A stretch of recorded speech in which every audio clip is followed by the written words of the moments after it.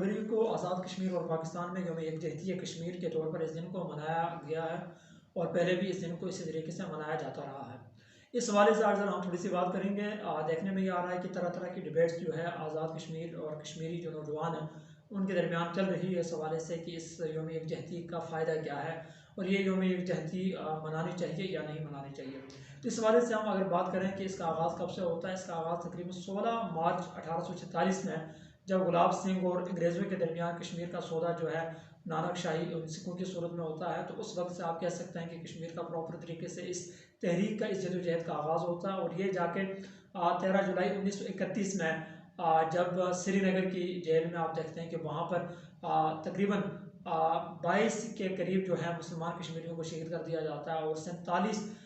जो है मुसलमान कश्मीरी उनको शदीद किस्म के वो ज़ख्मी होते हैं। और ऐसे में ऑल इंडिया मुस्लिम लीग की तरफ से बाकायदा कश्मीर कमेटी का ऐलान किया जाता है, उसको बनाया जाता है और उसकी सरबराही अल्लामा इकबाल को दी जाती है। और वह एक कोशिश और एक जदोजहद कश्मीर काज को आगे बढ़ाने के हवाले से, कश्मीरियों पर जो जुल्म और मज़ालिम हो रहे थे उस हवाले से एक तवाना आवाज़ को आगे बढ़ाने के लिए ये चीज़ें आगे बढ़ती रही। और ऐसे में हम देखते हैं कि नवंबर 1931 में तहरीक उल अहरार बाकायदा से अपना एक गैर मसले है जो जदोजहद है उसको आगे बढ़ाती है और मुख्तलिफ कमीशन के ज़रिए से इस आवाज़ को मज़ीद तवानाई बख्शती है। और 1946 में कायद अज़म का दौरा जो है वो श्रीनगर का होता है और वहाँ उस दौरे के दौरान वो कश्मीर को पाकिस्तान की जो है शहरत को करार देते हैं और उसकी अहमियत, आज़ादी की अहमियत और अफादियत के ऊपर अपनी बात को आगे बढ़ाते हुए, उस तहरीक को आगे बढ़ाते हुए अपना किरदार अदा करने का अज़म करते हैं। और ऐसे में हम देखते हैं कि आगे जाकर ये सिलसिला आगे बढ़ते हुए 1999 में हुर्रियत पसंद मुसलमानों की तरफ से जब ये देखा गया कि कश्मीर के ऊपर जुल्म और ये मज़ालिम जो है ये ख़त्म नहीं हो रहे हैं, तो ऐसे में प्रॉपर तरीके से जो है एक ऐसी जदोजहद का आगाज़ हुआ कि जो मसले जदोजहद थी जिसके अंदर प्रॉपर तरीके से अपने हुकूक को हासिल करने के लिए कश्मीरी मुसलमानों ने जो कुछ भी था, जो कुछ कर सकते थे अपनी ताकत के ज़रिए से, अपनी सलाहियतों के ज़रिए से उनको उन्होंने करना शुरू किया। और ऐसे इसी दौरान आप देखते हैं जो शेख अब्दुल्ला है जिसको किसी वक्त शेर कश्मीर का लक़ब दिया गया, तो इसी तहरीक के दौरान और इसी इसना में जब उनका हकीकी चेहरा लोगों के सामने आया, कश्मीरियों के सामने आया, तो उन्हें गद्दार कश्मीर के तौर पर जो है सामने लाया गया। और ऐसे ही ये वही वक्त था, उसी का तसलसल था जिसमें मकबूल भट्ट शहीद जैसे कश्मीरी जो नौजवान रहनुमा है वो अपने खून से इस तहरीक को मज़ीद तवानाई बख्शते हैं और ये तहरीक आगे इसी तरीके से बढ़ती है। और ऐसे में 1999 ही में पाकिस्तान के अंदर जब तरह तरह से बहसें अपने हिसाब से चीज़ें चल रही थी, ऐसे में काजी हुसैन अहमद रहमतुल्लाह अलैह उनकी एक कोशिश शुरू होती है लाहौर के अंदर। वो 1999 में एक प्रेस कॉन्फ्रेंस की सूरत में ऐलान करते हैं कि पाकिस्तान को बाकायदा कश्मीर के साथ खड़ा होना चाहिए और कश्मीरियों के साथ इजहार यकजहती के हवाले से अपनी आवाज़ को मिलाना होगा और आगे बढ़ना होगा। और ये सिलसिला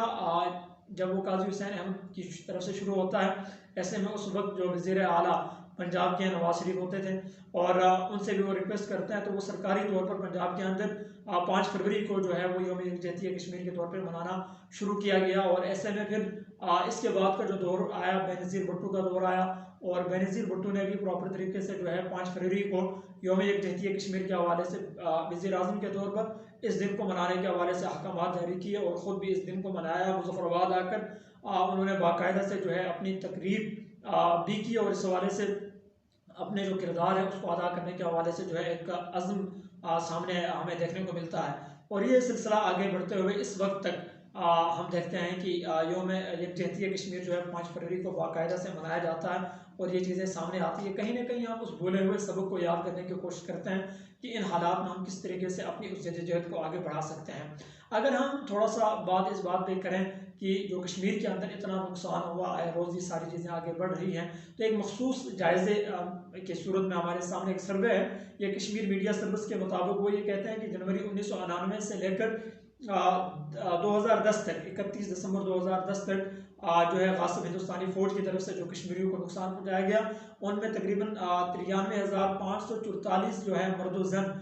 कश्मीरियों को शहीद किया गया और इसमें 6,892 ऐसे हैं कि जिनको ज़ेर हिरासत जो है कत्ल किया गया। और इस दौरान ये भी बात सामने आती है कि 22,749 ख़वातीन जो है वो बेवा हुई और 1,07,400 बच्चे जो है वो यतीम हुए। अब ये सारी कैफियत हमारे सामने है और ऐसे में मैं ये समझता हूँ कि पाकिस्तान की जो कुव्वतें हैं, पाकिस्तान की जो इदारे हैं या पाकिस्तान के अंदर जो पॉलिटिकल जो सेटअप है वो कहीं ना कहीं अपनी उस बिसात के मुताबिक जहाँ उनकी जो समझ जितनी थी उस हिसाब से वो आवाज़ों को उठाते रहे, चीज़ों को आगे बढ़ाते रहे। लेकिन मैं ये समझता हूँ कि इन तमाम हालात पर नज़र रखते हुए अगर तहरीक कश्मीर को किसी ने नुकसान पहुँचाया है वो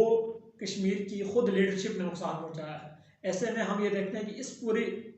इस्लाम है और इस वक्त भी आपके सामने कैफियत हैं कि कोई आज़ाद कश्मीर के अंदर लीडरशिप के हवाले से कोई ऐसा फ़र्द सही मानों में सामने नहीं आता, कोई ऐसी लीडरशिप हमें मुयसर नहीं होती कि जो सही मानों में इस आवाज़ को आगे बढ़ाएं और अपने नौजवानों की बेहतर तरीके से रहनुमाई करते हुए अपने हकूक़ की जदोजहद की जाए। और इस हवाले से ज़रूरी ये नहीं है कि आप मसले जदोजहद करें, आप हथियार को हाथ में उठाएं, आप कलम के ज़रिए, आप ज़बान के ज़रिए, आप जो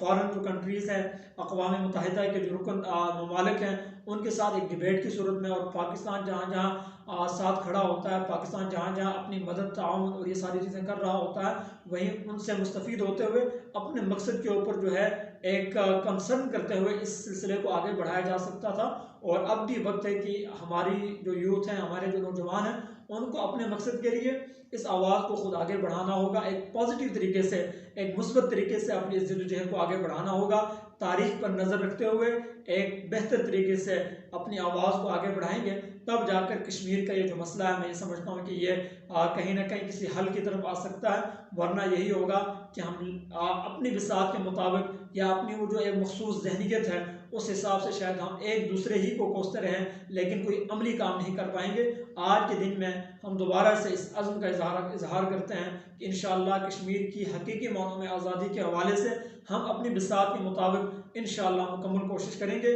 और अल्लाह करेगा कि इंशाअल्लाह कश्मीर जो है वो एक आज़ाद रियासत की सूरत में मुअर्रज़ वजूद में इंशाअल्लाह आएगी। आज की इस मुख्तसर से नशिस्त में इतना ही कहूँगा कि हमें अपनी जदोजहद के लिए, अपने हकूक़ को हासिल करने के लिए ख़ुद आगे बढ़ना होगा और मुस्बत तरीक़ों को इस्तेमाल करते हुए अपनी लीडरशिप की जो सिमत है, जो उनका किबला है, उसकी सिमत को जो है दुरुस्त करना होगा। अस्सलामु अलैकुम।